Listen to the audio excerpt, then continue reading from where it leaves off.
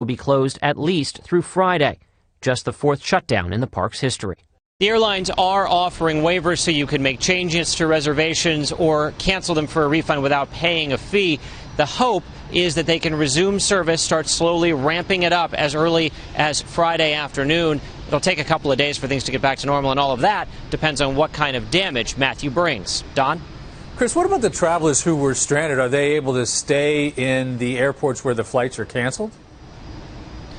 Well, the airports were advising against that. In fact, West Palm Beach's airport told people that it is not a shelter. They advised against staying there. Many of the airports are technically staying open, but you may not see very much as the way of resources or personnel there. So people were encouraged to take shelter in their hotel rooms or wherever they were staying. The airlines canceled these flights well in advance, so there were very few surprise cancellations today.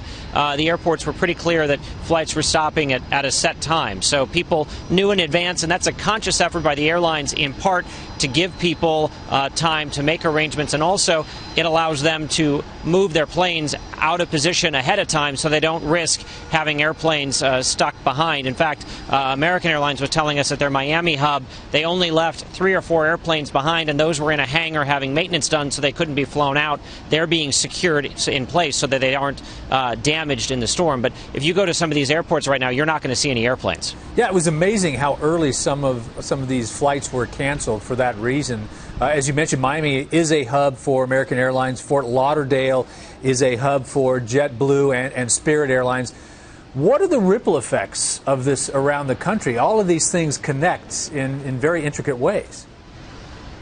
Well, because you have some stability here by knowing you're going to cancel early, you're able to try to rebook and reroute people to try to limit the ripple effect there. But certainly flights to, say, Latin America, which is where a lot of those out of Miami go, if you're going international, those are going to be impacted.